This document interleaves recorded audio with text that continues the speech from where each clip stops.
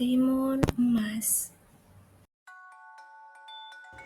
Dahulu kala, di sebuah desa kecil yang damai, hiduplah seorang janda tua bernama Mbok Rondo.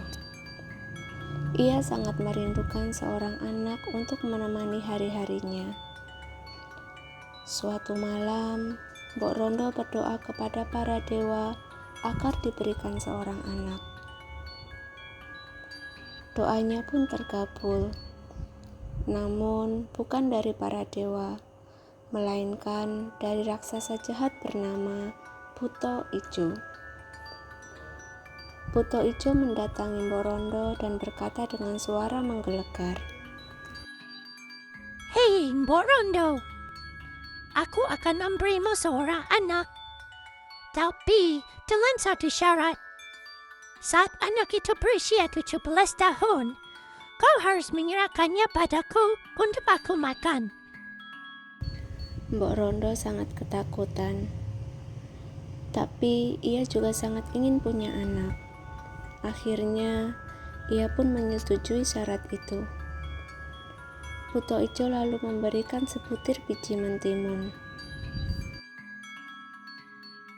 Mbok Rondo menanam biji itu di kebun. Beberapa hari kemudian, tumbuhlah sebuah timun yang sangat besar dan berwarna keemasan. Saat dibelah, betapa terkejutnya Mbok Rondo. Di dalamnya ada seorang bayi mungil cantik.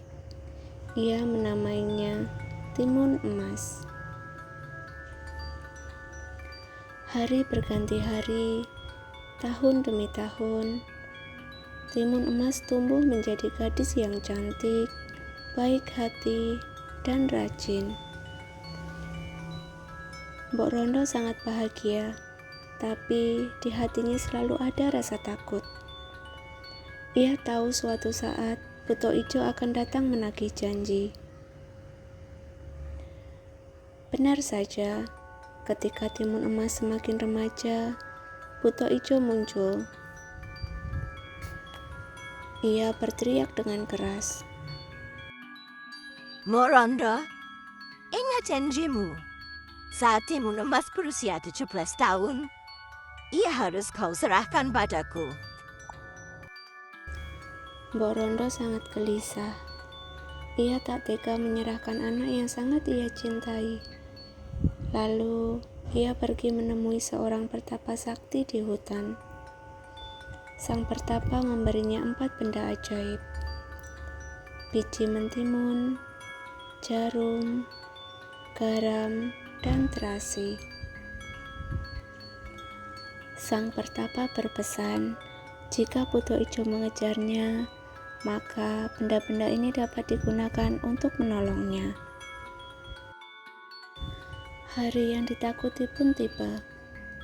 Buto Ijo datang dengan wajah menyeramkan.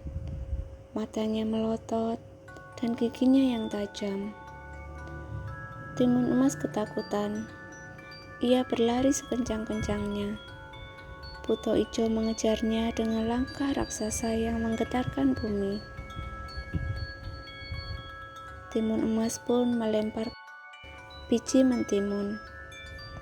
Ajaib, seketika di belakangnya tumbuh ladang mentimun yang sangat luas. Buto Ijo berhenti sejenak untuk memakannya, tapi setelah kenyang, ia kembali mengejar. Saat hampir tertangkap, Timun Emas melempar jarum. Seketika, jarum itu berubah menjadi hutan bambu yang rimbun dengan duri-duri tajam.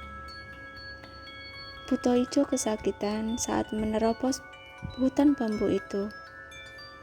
Tubuhnya terluka, tapi ia tetap tidak menyerah.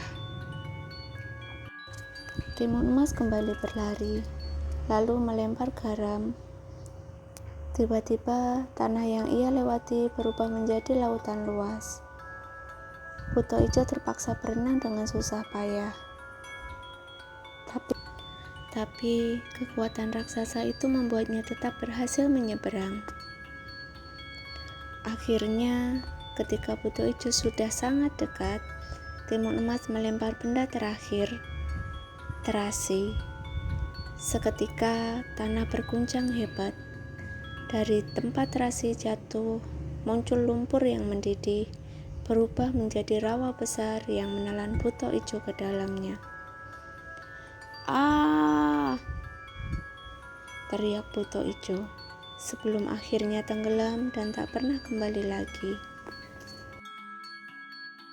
Timun Emas pun selamat. Ia kembali kepada Bok Rondo dan memeluknya erat sambil menangis bahagia. Sejak saat itu, mereka hidup dengan damai tanpa rasa takut.